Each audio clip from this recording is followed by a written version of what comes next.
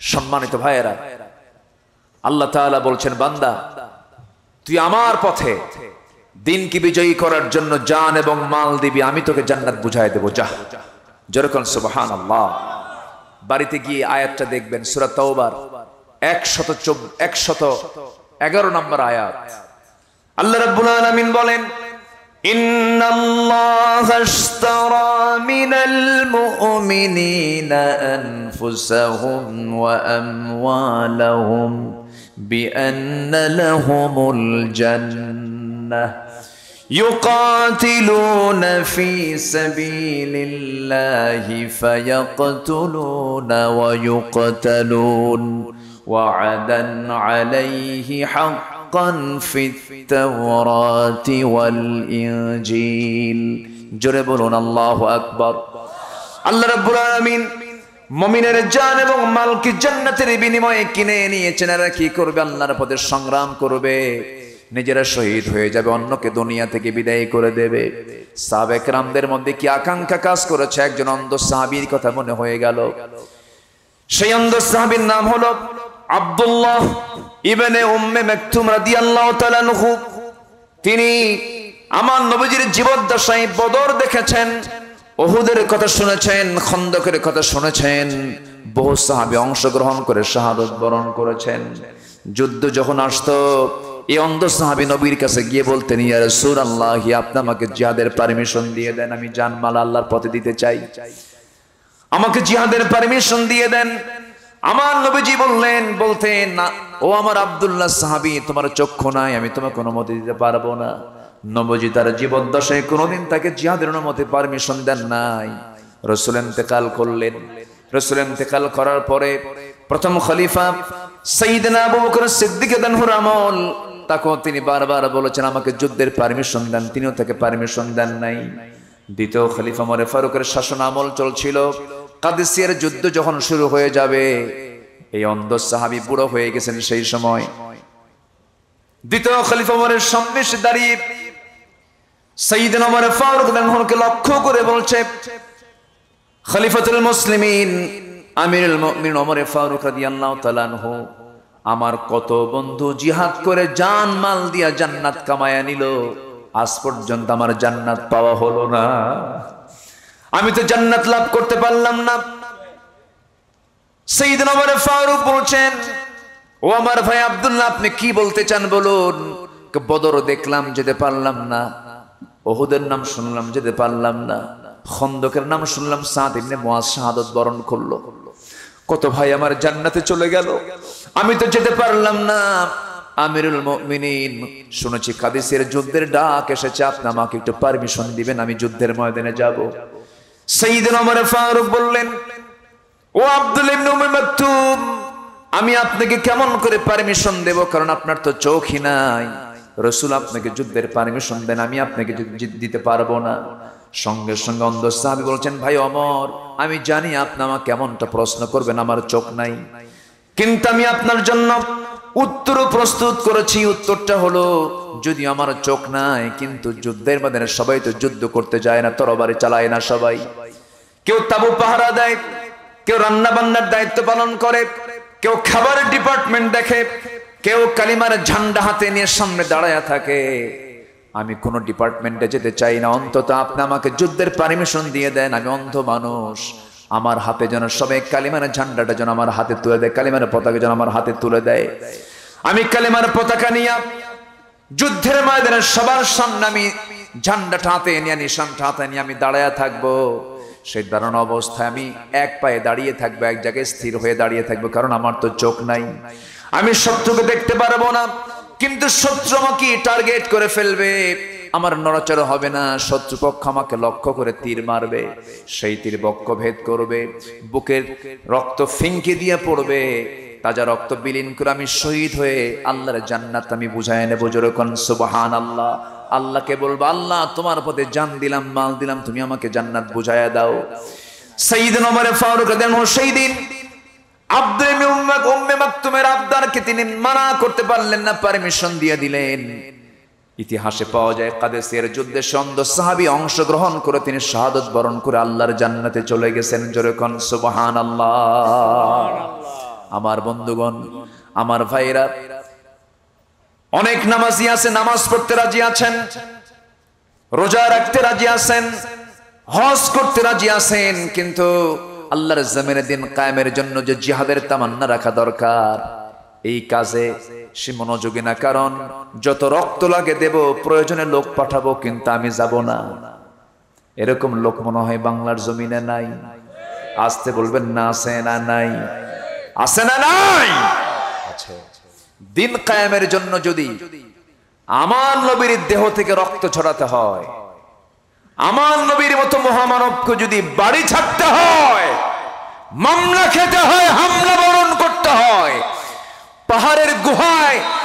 পাহাড়ের গুহায় লুকিয়ে থাকতে হয়, আমার মতো নবীর মাথায় যদি আঘাত করা হয়, রক্তাক্ত করা হয়, সেই আল্লাহর জমিনে দিন কায়েমের জন্য আমার আপনার জন্য শরীর থেকে রক্ত ঝরানোর দরকার আছে না নাই?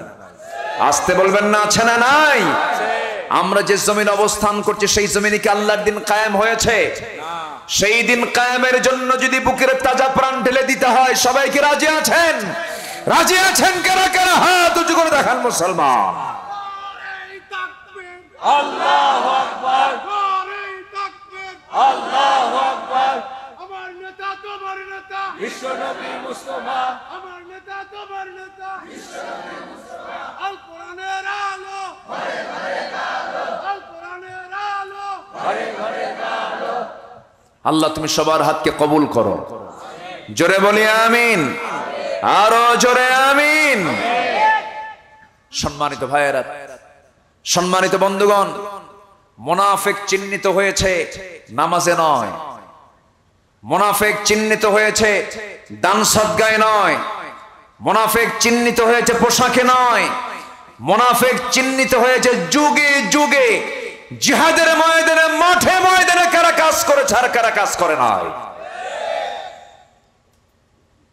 একই আলেম, কিছু আলেম জেলখানায় তাদের খাবার জোটে, আবার একই আলেম একই কোরআন হাদিস পড়েছে, তারা সরকারের টাকায় তারা হজ করতে যায়।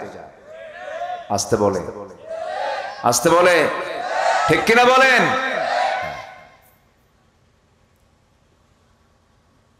আবু হানিফা রাহমাতুল্লাহর নাম সবাই শুনেছেন। 8 বছর জেল খেটেছেন। তার যুগে কি আরো আলেম ছিল না? আজ থেকে তার যুগে কি আরো আলেম ছিল না? কিন্তু আবু হানিফার মৃত্যু হয়েছে বাড়িতে না জেলখানায়? বাড়িতে না জেলখানায়? জেলখানায়। কত বড় আলেম তিনি ছিলেন, আল্লাহু আকবার। তিনি বলেছেন, ইদা সাহহাল হাদিস ফাহুয়া মাযহাবি। কি উদার চিত্তের কথা! তুমি যদি কোনো সহিহ হাদিস পেয়ে যাও, এটাই আমার মাযহাব। আল্লাহু আকবার বলেন। আবার না বুঝে অনেকে আবু হানিফা রাহমাতুল্লাহকে গালিগালাজ দেন, না বুঝে, না জেনে, অথচ তার কথা প্রসিদ্ধ কথা, ইদা সাহহাল হাদিস ফাহুয়া মাযহাবি। যখন তুমি কোনো হাদিস সহিহ পেয়ে যাবে, ওটাই আমার মাযহাব। আল্লাহু আকবার বলেন। কোন আলেম কখনো কৃপণ হতে পারে না, কিন্তু আমার দেশে উদার আলেমের পরিমাণ বেশি না কৃপণ আলেমের পরিমাণ বেশি? আলেমের মুখের ভাষা দেখে মনে হয় কি জানেন? আলেমের কিছু আলেমের মুখের ভাষা দেখে মনে হয় সুইপারদের মুখের ভাষার মতো, ঠিক কিনা? নোংরা আছে না ভাষা? কি নোংরা ভাষায় কথা বলে। একজন বড় আলেম কখনো এই জাতীয় কথা বলতে পারে না যে ও কি জানে, ও মূর্খ, ওর কি এলেম কালাম আছে। এই জাতীয় কথা একজন গভীর জ্ঞানী আমলওয়ালা একজন আলেম কখনো বলতে পারে না, ঠিক কিনা? করতো কোনো এলেমই নাই, ও জাহেল, ও মূর্খ। এই জাতীয় কথাগুলো একদম পাবলিক প্লেসে বলে ফেলে। হ্যাঁ, আপনি তাকে ভুল পাচ্ছেন, আপনি তাকে কাছে ডাকেন, পার্সোনালি আপনি তাকে ইনফর্ম করেন, তাকে আপনি তথ্য দেন, আপনি তাকে জানান, বলেন, বলেন, বুঝান। কিন্তু একজন কয় গরু, আরেকজন কয় ছাগল। এই সমস্ত আচরণ আমার দেশের কিছু কিছু আলেমদের মুখ থেকে এগুলো কথাগুলো বের হয়, এটা অপ্রত্যাশিত, অকল্পনীয়। এটা আমরা কল্পনাও করতে পারি না। কিন্তু এই সমস্ত কথাগুলো কিছু কিছু আলেমদের মুখ থেকে বের হচ্ছে কিনা বলেন? এটা কি ইসলামের জন্য কল্যাণ না অকল্যাণ? কল্যাণ না অকল্যাণ? তারাবির নামাজ 8 রাকাত আর 20 রাকাত নিয়ে, এরপরে ফরজ নামাজের পরে মোনাজাত করার না করা নিয়ে বেতের নামাজ 1 রাকাত আর 3 রাকাত নিয়ে হাতে হাত বাঁধা, বুকে আর নাভিতে হাত বাঁধা নিয়ে এই সমস্ত বিষয় নিয়ে আজকে বাহাস দরকার না সমাজে যাকাত চালু করে সুদ বন্ধ করার জন্য আন্দোলন করা দরকার? মূল কাজে হাত দিন, অতিরিক্ত কাজ নিয়ে বাড়াবাড়ি করবেন না। যদি কেউ সারা জীবন আমিন না বলে নামাজের ভিতরে, আমিন জোরে না আসতে আমিন না বললেও নামাজ হয়, নাভিতে বুকে হাত না বেঁধে হাত ছেড়ে দিয়ে পড়লেও নামাজ হয়।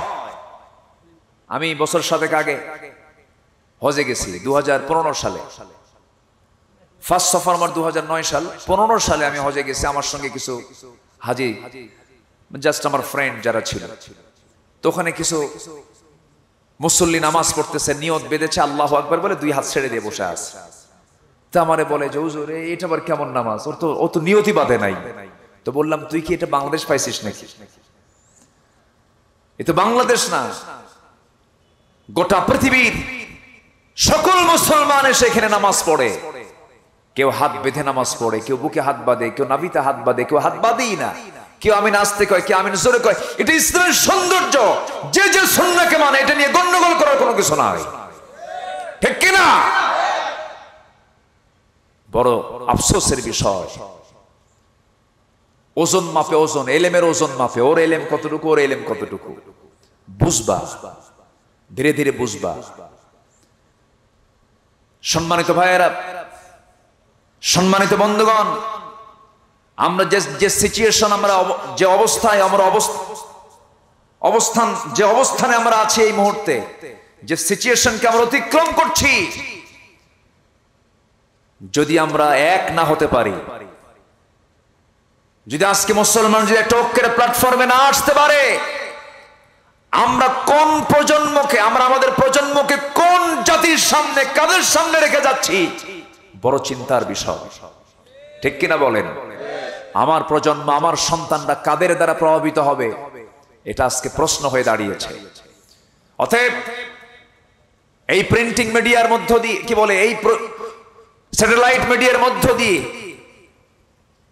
অনলাইন প্রযুক্তির মাধ্যম দিয়ে আমি বিশেষ করে জগতের শ্রেষ্ঠ সন্তান আলেম ওলামাকে এটাই জানাতে চাই, এই ক্রান্তি লগ্নে ছোটখাটো মাসলা মাসাইলের দিকে না গিয়ে, অনলাইনের ফেসবুক লাইভে এই সমস্ত বাহাস টাহাস না কইরা, আসন্ন সকল ছোটখাটো ভেদাভেদ ভুলে গিয়ে ঐক্যের প্ল্যাটফর্মে এসে, ঐক্যের প্ল্যাটফর্ম তৈরি করে আসল তাগুতি শক্তির বিরুদ্ধে আমরা মোকাবেলায় ঝাঁপিয়ে পড়ি। এটাই হবে আমাদের জন্য এই সময়ের উত্তম সিদ্ধান্ত। আমরা দিলটাকে উদার করার চেষ্টা করি। ভাইরে, নিজের চেয়ারের দিকে এখন তাকানোর সময় নাই। সম্মানিত ভাইয়েরা, কোরআনের পাখির নাম সবাই জানেন। পাখিটা খাঁচা থেকে মুক্ত হয়ে দুনিয়া থেকে বিদায় নিয়েছে। 13টা বছর মানবতার জীবন যাপন করেছেন। বলেন তো, এই ব্যক্তির দ্বারা এই জাতির কল্যাণ হয়েছে না অকল্যাণ হয়েছে? কল্যাণ হয়েছে না অকল্যাণ হয়েছে?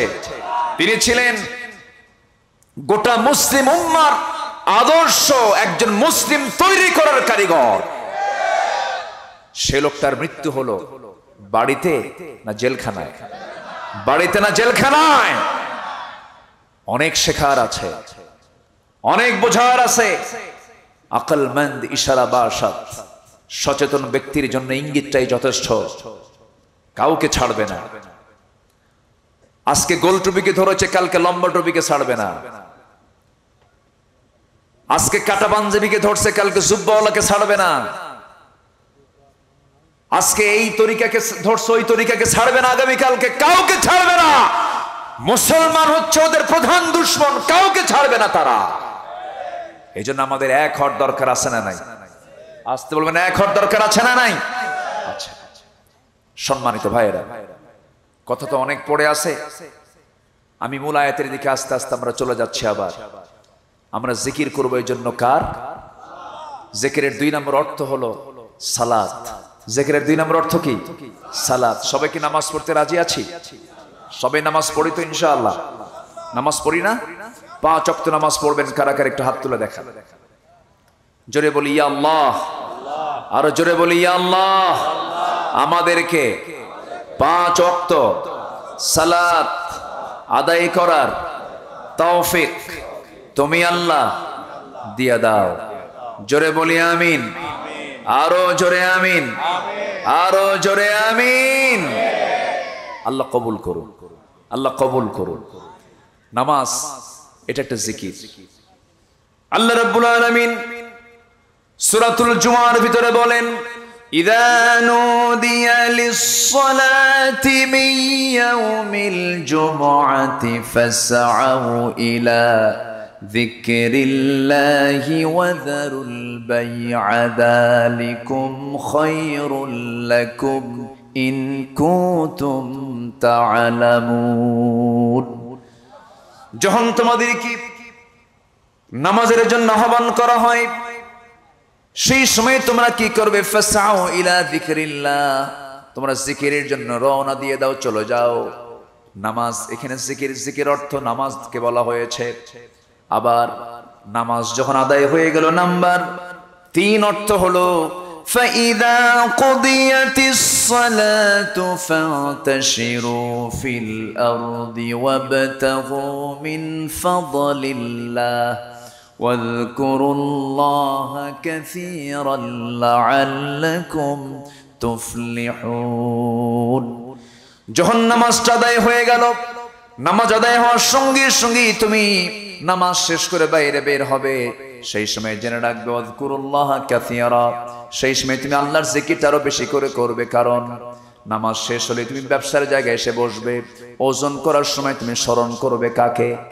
আল্লাহকে স্মরণ করলে ওজনে কম দেবে না সমান দেবে? আস্তে কবে না, ওজনে কম দেবে না সমান দেবে? দেওয়ার সময় সমান দেবে, নেওয়ার সময়ও সমান নেবে, বেশি নেওয়ার চেষ্টা করবে না। এটা আল্লাহর জিকির। এটা কি আল্লাহর জিকির? আমরা জিকির মানে কি উল্টা পাল্টা বুঝি, অথচ আল্লাহ রাব্বুল আলামিন জিকির বলতে কি বুঝায় দিচ্ছেন? বান্দা শোনো, সমস্ত হুকুম হাকাম মানতে গিয়ে আমার হুকুমকে মানবে, এটাও তোমার জন্য জিকির। আল্লাহ তাআলা আরেক জায়গায় বলছেন, ইন্না ফি খালকিস সামাওয়াতি ওয়াল আরদি ওয়া ইখতিলাফিল লাইলি ওয়ান নাহার লাআয়াতিন লিউলিল আলবাব الذين يذكرون الله قياما وقعودا وعلى جنوبهم ويتفكرون في خلق السماوات والأرض ربنا ما خلقت هذا باطلا سبحانك فقنا عذاب النار। জোরে বলুন আল্লাহু আকবার। আসমান এবং জমিন সৃষ্টিতে দিন এবং রাতের আবর্তনে যারা চক্ষুষ্মান, যারা সচেতন, তাদের জন্য বহু শিক্ষা আছে, নিদর্শন রয়েছে। এবং এই সমস্ত গবেষণাগুলো করে যে বান্দা আল্লাযীনা ইয়াযকুরুনাল্লাহা কিয়ামান ওয়া কুউদান, যারা জিকির করবে আল্লাহ তাআলার দাঁড়িয়ে থেকে, বসে থেকে, শয়নে স্বপনে, ওয়া ইয়াতাফাক্কারুন, এবং যারা ফিকির করবে, যারা গবেষণা করবে। আল্লাহ তাআলা শুধু জিকিরের কথা বলেছেন তা কিন্তু নয়, ফিকির করতে বলেছেন। আসমান বানিয়েছেন কে? জমিনটা বানিয়েছেন কে? 7 সমুদ্র বানিয়েছেন কে? এই সমস্ত সৃষ্টি নিয়ে গবেষণা করতে বলছেন কে? বিজ্ঞানী হওয়ার জন্য বলছেন কে? আমার দেশে বিজ্ঞানী বেশি না মুফতি বেশি? আমার দেশে বিজ্ঞানী বেশি না মুফতি বেশি? আল্লাহ কি বিজ্ঞানী হতে বলেন নাই? বিজ্ঞানী হতে বলেন নাই? ওয়াতাফাক্কারুনা ফি খালকিস সামাওয়াতি ওয়াল আরদ, যারা আসমান এবং জমিন নিয়ে যারা ফিকির করে, গবেষণা করে। সম্মানিত ভাইয়েরা, সকল জ্ঞান বিজ্ঞানে ইতিহাস অনেক লম্বা হবে, কথা বলা অনেক লম্বা হয়ে যাবে। সকল জ্ঞান বিজ্ঞানে প্রাথমিকভাবে যে শেকড় রচনা হয়েছে সব মুসলমানদের দ্বারা। আল্লাহু আকবার বলেন। কোন জায়গায় কোন শিক্ষার দিকে যাবেন, কোন জ্ঞানের দিকে যাবেন আপনি? জ্যামিতি, বীজগণিত, অঙ্ক, ম্যাথমেটিক্স, চিকিৎসা, রসায়ন, জ্যোতির্বিদ্যা, আপনি কোন দিকে যাবেন, আপনি কোন দিকে যাবেন, আপনি প্রত্যেকটা শিক্ষার প্রাথমিক শিকড় মুসলমানরা রচনা করেছে। আল্লাহু আকবার বলেন।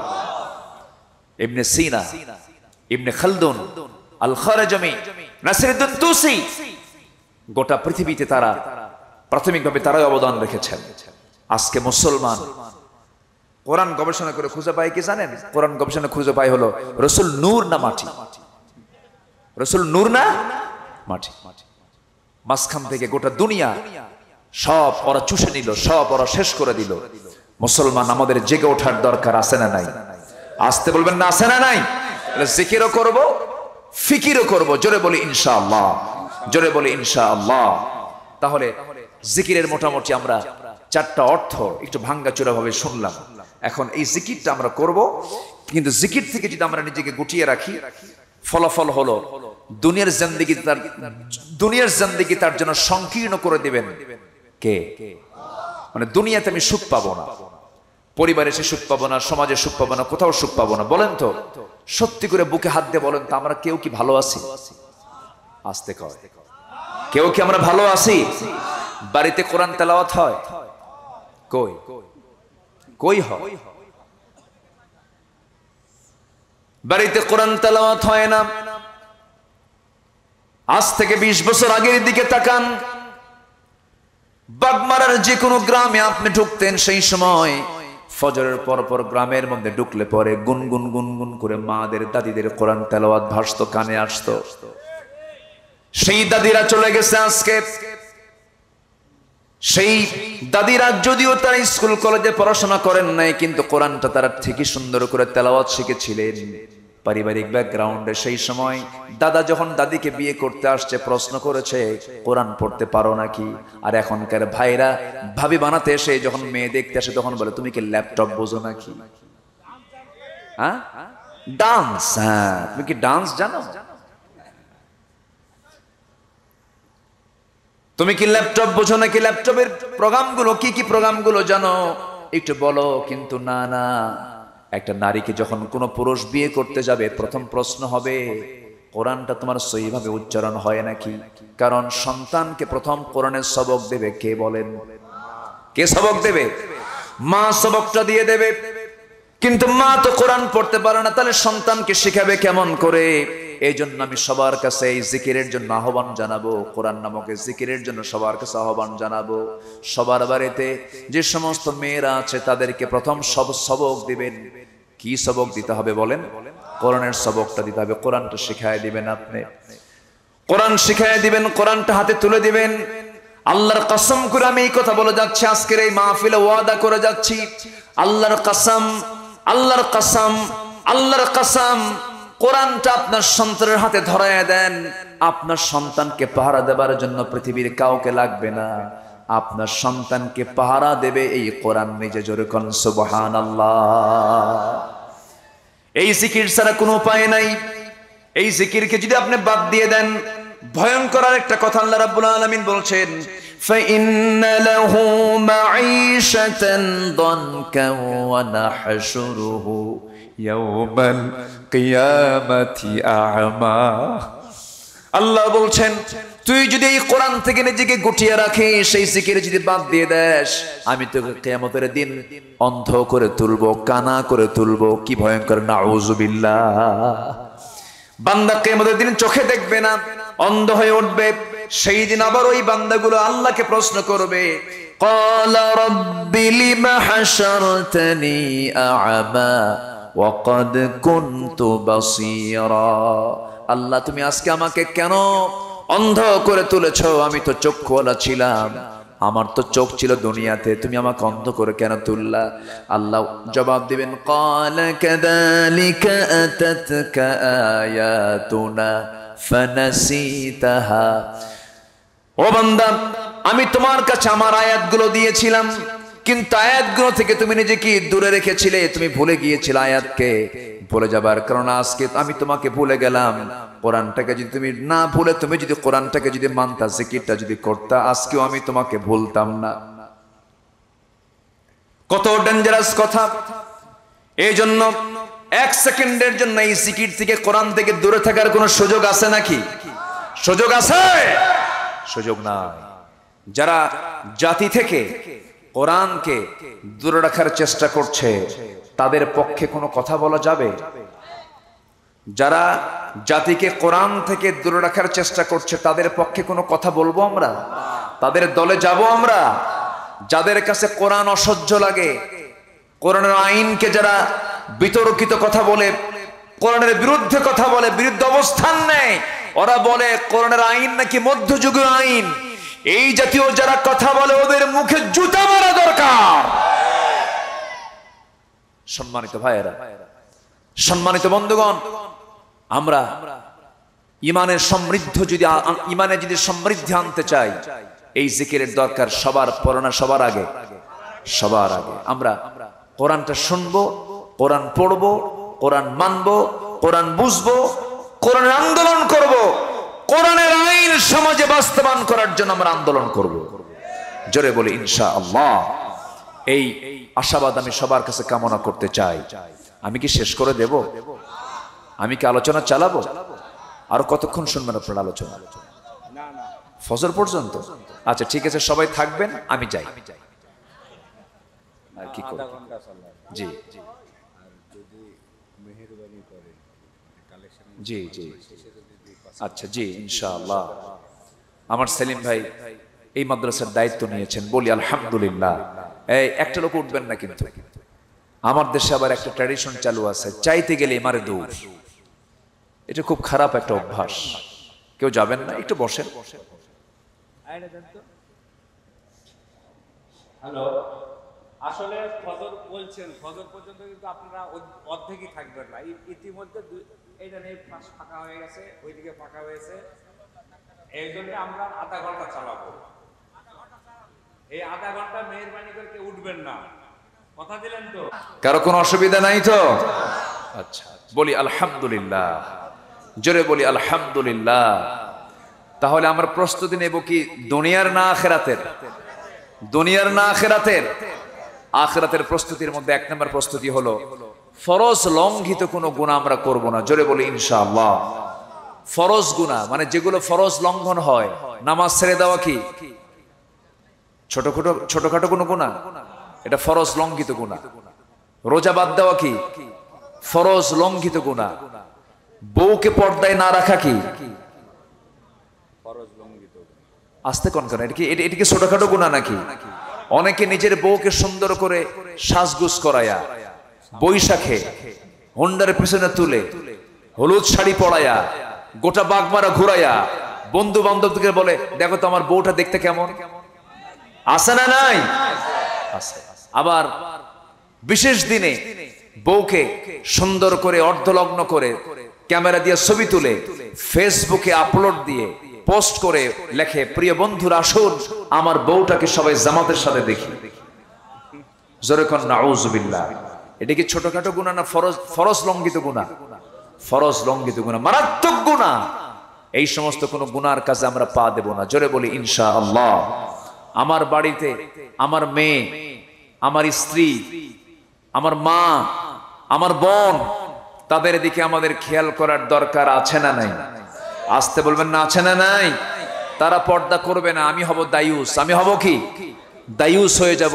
আর দায়ুস লা ইয়াদখুলুল জান্নাহ, দায়ুস কখনো জান্নাতের গন্ধ পাবে না। তাহলে ওরা করবে অপরাধ, এটার দায় নিতে হবে আমাদের। এজন্য ভাই হিসাবে, স্বামী হিসাবে, তারপরে কি বাবা হিসাবে অবশ্যই আমাদের দায়িত্ব সবার জন্য, সবার মধ্যে আছে না নাই বলেন তো? আছে। আল্লাহ তাআলা পর্দার বিষয়ে একাধিক আয়াত কোরআনে কারীমের মধ্যে দিয়েছেন। আখিরাতের প্রস্তুতি নেওয়ার জন্য বিশেষ করে ফরজ লঙ্ঘিত কোনো গুনাহ, বিশেষ করে 5 ওয়াক্ত নামাজ মাদেরকে সুন্দর করে বুঝায়া বলবেন। যে স্ত্রী আপনার নামাজ না পড়ে আপনার রান্না বান্না তৈরি করবে, আপনি একটা চাপ দিয়ে ফেলবেন, দেখো বেনামাজের হাতের রান্না আমি খাবো না। যদি আপনি সিরিয়াস হয়ে যান, দেখবেন আপনার পরিবার এমনি ঠিক হয়ে গেছে, বলি আলহামদুলিল্লাহ। কিন্তু কিছু কিছু স্বামী আছে বউকে বেপর্দায় রাখাটা কি পছন্দ করে। আসতে বলে, আসে না নাই বলেন তো, আসে না? আচ্ছা, এটা নোংরামি, এটা অত্যন্ত নোংরামি কাজ, বেহায়া মানুষের কাজ এগুলো, এগুলো আমরা করব না। নাম্বার 2 হলো নিয়তের বিশুদ্ধতা আমরা আনবো। যে কোনো কাজ আমরা করব আগে নিয়ত থাকতে হবে, আমি কার জন্য করছি। আসতে বলবেন না, কার জন্য করছি। নিয়তের বিশুদ্ধতা আনতে। বুখারীর প্রথম হাদিস, ইন্নামাল আ'মালু বিন্নিয়াত, গুরুত্বপূর্ণ একটা বিষয়। কিন্তু অনেক আলেম ধরা খেয়ে যাবে, অনেক দানবীর ধরা খেয়ে যাবে হাসরের ময়দানে। অনেক দেখবেন অনেক বড় বড় মুজাহিদ যারা দিন কায়েমের জন্য দুনিয়াতে, আমরা সবাই জানি তিনি জিহাদ করেছেন, শহীদ হয়েছেন, কিন্তু কিয়ামতের দিন আল্লাহর আদালতে ধরা খেয়ে যাবে। আল্লাহ বলবেন, না তুই আমার জন্য শহীদ হস নাই, তোকে আজকে জাহান্নাম যেতে হবে। এই জন্য নিয়তের বিশুদ্ধতা নিয়ে আমাকে আপনাকে চলতে হবে, যেন কোনো প্রকার রিয়া না থাকে। নাম্বার 3, ব্যক্তিগত জীবনে নবীর ব্যবহারিক জিন্দেগির অনুসরণ করতে হবে এবং জীবনের সকল জায়গায় সবচাইতে সব সময়ের জন্য খুব কাছে আনতে হবে একটা মডেল। তিনি হচ্ছেন মুহাম্মদুর রাসূলুল্লাহ। মুহাম্মদুর রাসূলুল্লাহ সাল্লাল্লাহু আলাইহি ওয়াসাল্লামকে, রাসূলকে ধ্যানে জ্ঞানে চিন্তা চেতনায় আমাদেরকে লালন করতে হবে। রাসূলকে স্বপ্নে দেখার মতো মানুষকে পৃথিবীতে নাই। আসতে বলে, আসতে বলে, আছে না নাই? আপনার কি দেখার শখ হয় না? সবার কি দেখার শখ আছে? সবাইকে রাসূলকে দেখতে চান, কিন্তু রাসূলকে দেখা কি খুব সহজ? খুব সহজ না। এর জন্য কিছু আমল দরকার আছে না নাই? কিছু মানসিকতার দরকার আছে না নাই? সিদ্ধান্তের দরকার আছে না নাই? আচ্ছা, আমরা জানি এই পৃথিবীতে নবীদের পরে সাহাবীদের মর্যাদা, সাহাবীদের মর্যাদা কেন আল্লাহ তাআলা এত দিয়েছেন।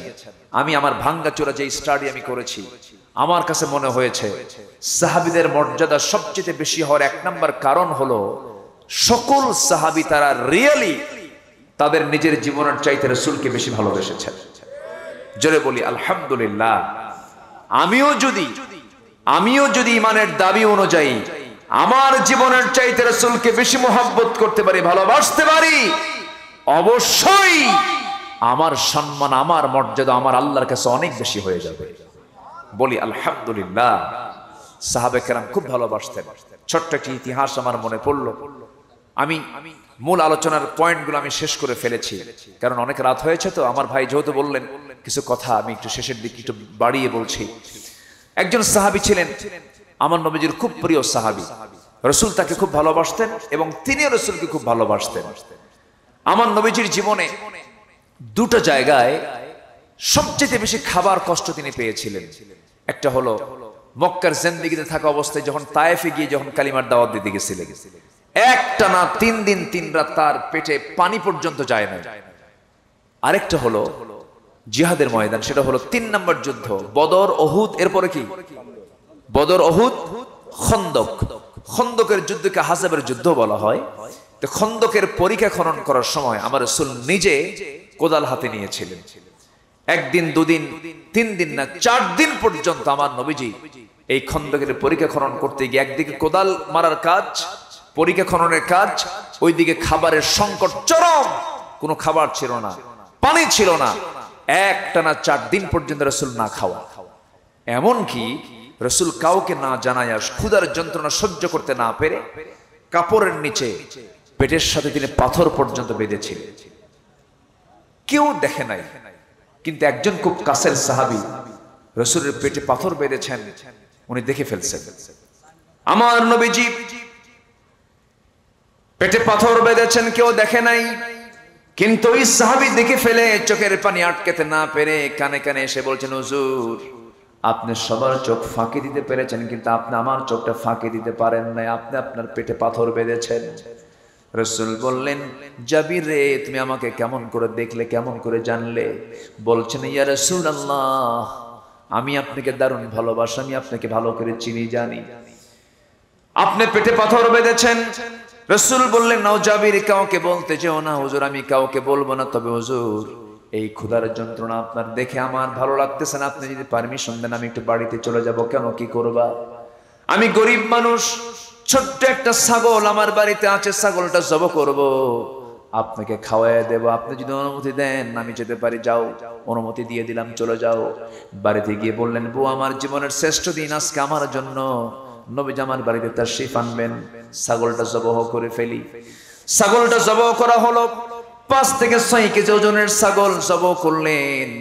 আমার নবীজির এই প্রিয় সাহাবী স্ত্রীকে লক্ষ্য করে বলছেন, আমার স্ত্রী সুন্দর করে রান্না বান্না করো, আমার জীবনের শ্রেষ্ঠ দিন আজকে। রাসূল আমার বাড়িতে তাশরীফ আনবেন। বউ স্বামীকে ডাক দিয়ে বলছে, স্বামী আমার, সাহাবী তো অনেক, মুজাহিদ তো অনেক, ছোট্ট একটা ছাগল তুমি এখন গিয়ে রাসূলকে কানে কানে শোনায় দাও, রাসূলকে লুকায় লুকায় আমার বাড়িতে নিয়ে আসো, নচেত মেহমানদারি কিন্তু আমরা করতে পারবো না। সাইয়েদনা জাবের বইয়ের পরামর্শ নিয়ে নবীর কাছে গেলেন, কানের মধ্যে মুখ ঢুকায় বলছেন, হুজুর রান্না বান্না হয়ে গেছে, ছোট্ট ছাগল কাউকে বলা যাবে না, আপনি আস্তে করে নিয়ে আপনাকে নিয়ে চলে যাব। আমার নবীজি মুস্কি হাসি মেরে বলছে, জাবের রে, তোমার কি মনে হয় আমার না খাওয়া সাহাবী থুইয়া আমি রাসূল একা কি তোমার বাড়িতে যে খাবার খাবো?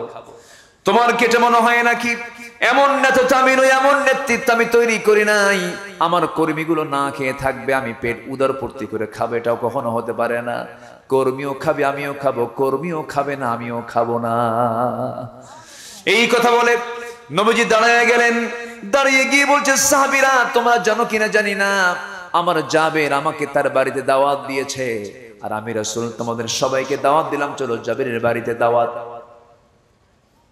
সুবহানাল্লাহ।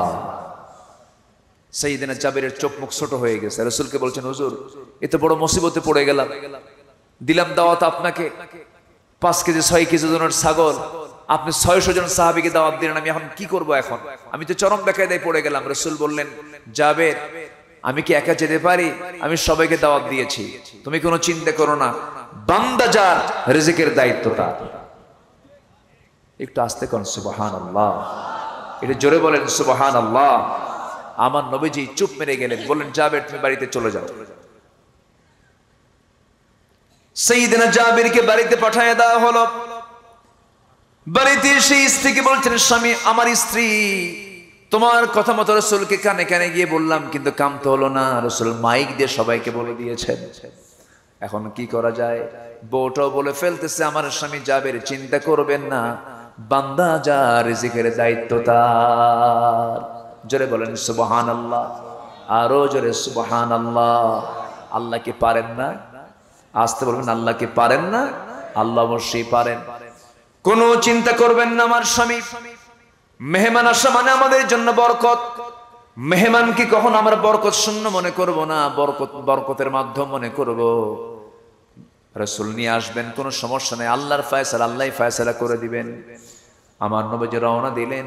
রওনা দিয়ে দরজা পর্যন্ত চলে আসলেন, বলছেন, জাবের তুমি কোথায়? এদিকে আসো, তোমার বউকে আমার সালাম জানায় দাও, তোমার বউকে আমার সালাম জানিয়ে বলে দাও যে হাড়িতে রান্না বান্না করেছে সে হাড়ির ঢাকনা যেন না টান দেয়, এবং যেই পাত্রে রুটিগুলো বানায় রেখেছে সেই রুটির পাত্রের ঢাকনা যেন না টান দেয়। আজকে বন্টন করার জন্য আমি কাউকে দায়িত্ব দেব না, আমি রাসূল নিজে সব সাহাবীর হাতে হাতে আমি রুটি আর গোশতগুলো পৌঁছায় দেব। জোরে কোন সুবহানাল্লাহ। যারা খাবার বন্টন করে তাদেরকে এলাকায় কি বলে? সাগীদার। আচ্ছা যাই হোক, যেটাই বলুক, তাহলে আমার রাসূল সেদিন কি হয়ে গেলেন? সাগীদার হয়ে গেলেন। নেতা কাকে বলে দেখেন, সুবহানাল্লাহ বলবেন না? আল্লাহু আকবার। যুদ্ধে আগে, পরিবেশন আগে, এবং রাসূল সবাইকে আগে খাওয়ায় দিলেন। আল্লাহু আকবার বলেন। আর আমার দেশের লিডার গুলো দেখেন, হ্যাঁ, অনলাইনে যুদ্ধ হয়। কোন লাইনে? অনলাইনে। হ্যাঁ, এই তো বুঝে নেন, সবাই তো জানতেছেন। সম্মানিত ভাইয়েরা, বিশ্বনবী জনাবে মুহাম্মদুর রাসূলুল্লাহ বদরে সবার পরনা সবার আগে, উহুদে সবার পরনা সবার আগে, খন্দকের সবার আগে না সবার পরে? সবার আগে, সবার আগে রাসূল। নেতৃত্ব কেমন করে দিতে হয় শিখিয়েছেন মুহাম্মদ সাল্লাল্লাহু। অনলাইনে বক্তব্য, হ্যাঁ, অনলাইন বক্তব্য দিয়ে জাতির পরিবর্তন করা যাবে না। জাতির পরিবর্তনের জন্য নেতা হয়ে জনগণকে সাথে নিয়ে রাস্তায় থাকতে হবে, রাজপথে থাকতে হবে। শিখিয়েছেন মুহাম্মদ সাল্লাল্লাহু। বদর আমাকে এটাই শেখায়, উহুদ আমাকে এটাই শেখায়, খন্দক আমাকে এটাই শেখায়। আমার নবীজি সব সাহাবী কিনে দরজায় হাজির হলেন, পাতিরের কাছে চলে গেলেন, বিসমিল্লাহ বলে ফু দিলেন। নবীজির মুজিজা প্রকাশ পেয়ে গেল। আমার নবীজি নিজে চামচ দিয়া সেই হাড়ি থেকে গোশতগুলো বন্টন করলেন, রুটিগুলো বন্টন করলেন। 5 কেজি 6 কেজি ওজনের ছাগল দিয়া 600 সাহাবীর খাবার খাওয়া হয়ে গেছে। জাবেরের বাড়ির হাড়ির ছাগলের গোশত এক চুল পরিমাণ কমে নাই। সুবহানাল্লাহ। রাসূল খুব ভালোবাসতেন সাহাবীদেরকে, সাহাবীরা রাসূলকে খুব ভালোবাসতেন। আমরা রাসূলকে জীবনের চাইতে বেশি ভালোবাসবো, জোরে বলি ইনশাআল্লাহ। ভালোবাসা মানে হলো রাসূলের যত সুন্নাহ আছে, রাসূলের যত আদর্শ আছে, সে আদর্শকে আমরা লালন করব এবং আদর্শের বিরুদ্ধে যারা কথা বলবে গলা চিপে ধরব। ঠিক আছে না? এটাই হচ্ছে মোহাব্বত, এটাই হচ্ছে ভালোবাসা। আল্লাহ তুমি সবাইকে এই বিষয়গুলো আমল করার তৌফিক দিয়ে দাও, জোরে বলি আল্লাহুম্মা আমিন। আরো জোরে আল্লাহুম্মা আমিন। সম্মানিত ভাইয়েরা, নাম্বার 4 হলো আখিরাতের প্রস্তুতির জন্য শিরক এবং বেদাতের সংস্পর্শে আমরা যাব না। ইমানের গুণগত দিকটা খেয়াল রাখবো, চারিত্রিক সৌন্দর্যের ভিতরে একটা পূর্ণতা নিয়ে আসবো, জোরে বলি ইনশাআল্লাহ। সূরা তাওবার 112 নম্বর আয়াত, সূরা মুমিনুন 1 থেকে 10, সূরাতুল আহজাব 10 নম্বর আয়াত, সূরাতুল ফুরকানের 17টা হুকুম, সূরা বাকারার 177 নম্বর আয়াত, এরপর সূরা বনী ইসরাঈলের 14 দফা। এই সমস্ত আয়াতগুলোকে আমাদের জীবনের একমাত্র অবলম্বন হিসেবে আমরা গ্রহণ করব। জান্নাতে যাবার প্রস্তুতি, আখিরাতের প্রস্তুতির জন্য এই সমস্ত হুকুমগুলো মেনে চলে যথেষ্ট, বলি আলহামদুলিল্লাহ। সম্মানিত ভাইয়েরা, অনেক রাত হয়েছে, আমি কেমন করে বলি আপনি যাবেন না? আপনি যাবেন তো, এখন যাওয়ার তো সময় হয়েছে, অনেক রাত হয়েছে। আমি সবার কাছে দোয়া চাই, সবাইকে আমার জন্য দোয়া করবেন না? আমি আপনার জন্য দোয়া করি। সবাই বসুন। তো যেহেতু মাদ্রাসার মাহফিল, একটু আমার মুখ থেকে আমি একটু বলতে চাচ্ছি।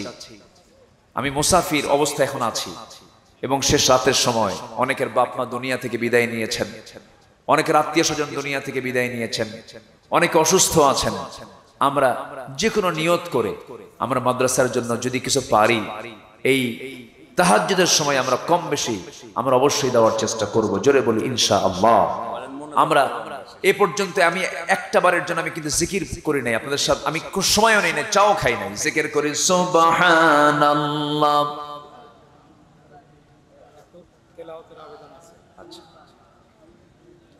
এক মুরব্বী মাদ্রাসার জন্য দিয়েছেন 2000 টাকা, আল্লাহ কবুল করো, নেক নিয়ত মঞ্জুর করো, আব্বা আম্মাকে মাফ করো, জোরে বলি আল্লাহুম্মা আমিন। আরো জোরে আল্লাহুম্মা আমিন। আচ্ছা জি, এই এত রাতে জি আরেকজন ভাই দিয়েছেন 3000 টাকা, আল্লাহ কবুল করো, নেক নিয়ত মঞ্জুর করো, আব্বা আম্মাকে মাফ করো, জোরে বলি আল্লাহুম্মা আমিন। জি, আর একটু জিকির করি, জিকিরের তালে তালে দেখি আমরা হয়তো নতুন অনেকে এসেছি, একটু চাদর যাবে, আবার চিরুনি অভিযান হবে। কি অভিযান? চিরুনি অভিযান। যে যা পারি আমরা সবাই একটু দেওয়ার চেষ্টা করব। জিকির করি সুবহানাল্লাহ আলহামদুলিল্লাহ লা ইলাহা। হুজুর উজ্জ্বল হুজুর 1000। আচ্ছা, আমাদের উজ্জ্বল ভাই তিনি দিয়েছেন কিছু টাকা, আল্লাহ কবুল করো, নেক নিয়ত মঞ্জুর করো, আব্বা আম্মাকে মাফ করো। জিকির করি আল্লাহ আল্লাহ আল্লাহ আল্লাহ লা ইলাহা। মনোজাত করবেন না, তাহলে বলেন। যে দোয়া হবে, কেউ না উঠি, যাদের আব্বা আম্মার প্রতি মহব্বত আছে, দরদ আছে, একটু দোয়াটা করি আমরা একসঙ্গে দোয়া করে। এটা মেহেরবানি করে বসেন, আমরা আল্লাহর কাছে চাবো ইনশাআল্লাহ। জহুরুল ভাই, হ্যাঁ, তিনি দিয়েছেন নগদ 1000 টাকা, আল্লাহ কবুল করে, নেক নিয়ত মঞ্জুর করো, আব্বা আম্মাকে মাফ করো, জোরে বলি আল্লাহুম্মা আমিন। আল্লাহ তুমি সবাইকে দিল থেকে দেওয়ার তৌফিক দাও, সবার নেক নিয়তকে তুমি আল্লাহ কবুল করে নাও। জিকির করেন সুবহানাল্লাহ। এখনো বিদ্যুৎ আসেনি না, চিন্তা করা যায়। ডিজিটাল বাংলাদেশ, হ্যাঁ, উন্নয়নের 2100 মেগাওয়াট বিদ্যুৎ, হ্যাঁ, তার ফলাফল।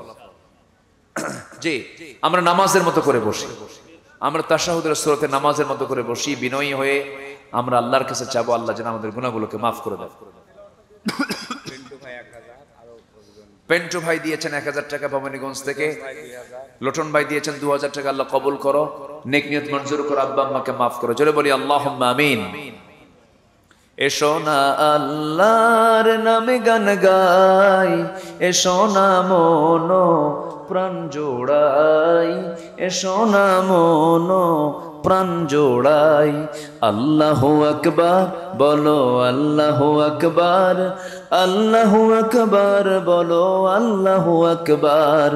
এসো না আল্লাহর নামে গান গাই, এসো না মন প্রাণ জোড়াই।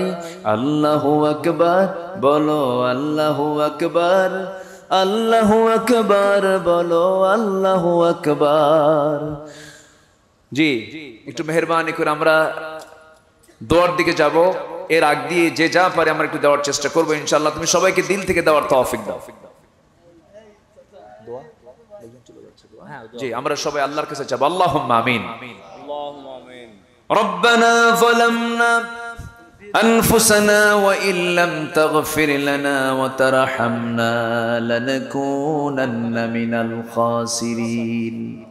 গভীর রাত, নিঝুম রাত, শাহী দরবারে কাঙ্গাল ভিখারির মতো দুটো হাত পেতেছি। আল্লাহ, গুনার দিকে নজর দিও না, বান্দা মনে করে তামাম জিন্দেগীর সমস্ত গুনাহগুলোকে মাফ করে দাও।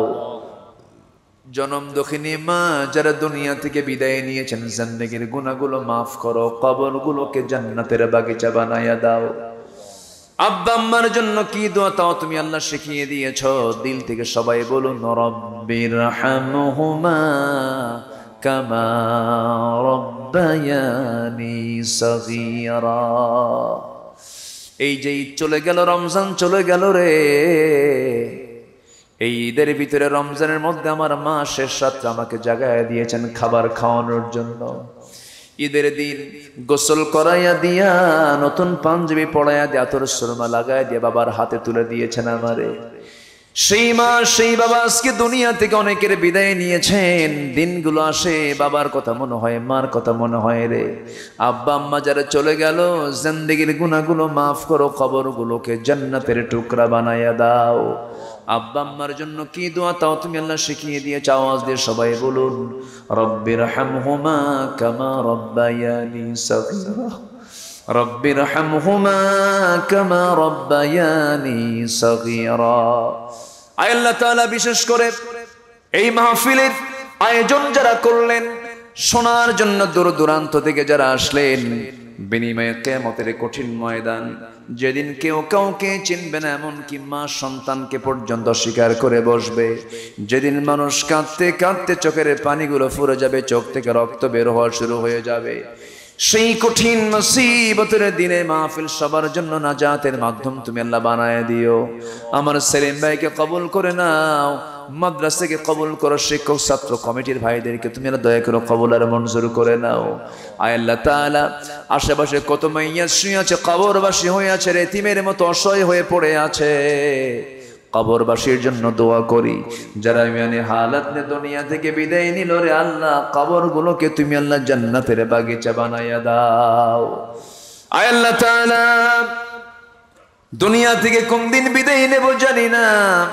ও আল্লাহ, কারো বাবা গেছে, কারো মা গেছে, কারো ভাই গেছে, কারো বোন গেছে, আত্মীয় স্বজন দুনিয়া থেকে বিদায় নিয়েছে। আমি একদিন দুনিয়া থেকে বিদায় নেব রে। তোমার কাছে একটাই প্রার্থনা করি, আমাদের হিসাবটাকে কঠিন না করে সহজ করে দিও। আল্লাহুম্মা হাসিবনি হিসাবান ইয়াসিরা। আয় আল্লাহ তাআলা, মুসলমানদের প্রতি তোমার খাস রহমত নাজিল করো। তোমার নাম দাও বাইতুল আকসাকে তুমি আল্লাহ মুসলমানদের হাতে তুলে দাও। ফিলিস্তিনকে বাঁচাও। ইহুদি খ্রিস্টানদের সকল ষড়যন্ত্র থেকে তুমি আল্লাহ মুসলিম উম্মাহকে হেফাজত করো। আয় আল্লাহ তাআলা, কোন দিন দুনিয়া থেকে বিদায় নেব রে জানি না, তবে যেদিন মরে যাব টান মেরে ঘর থেকে বের করে দিয়া জীবনের শেষ গোসলটা করায় দেবে, বাঁশ চাপা দেবে, মাটি চাপা দেবে, 24 ঘন্টা যাবে না মাথার চুলগুলো খসে খসে পড়বে, 3 দিন যাবে না চামড়াগুলো গলে গলে পোকার পেটের খাবার হবে, মাত্র 7টা দিন ও আল্লাহ পেটের নাড়িয়ে করে সব চোখ মুখ কান নাক দিয়ে বের হওয়া শুরু হয়ে যাবে, কিম্বুত কি মাকার চেহারা হয়ে যাবে। এই তো দুনিয়ার নিয়ম রে আল্লাহ। সে অন্তিম সময়ে যখন চলে আসবে জবানে জারি করে দিও লা ইলাহা ইল্লাল্লাহু মুহাম্মাদুর রাসূলুল্লাহ। আসসালামু আলাইকুম ওয়া রাহমাতুল্লাহি ওয়া বারাকাতুহু।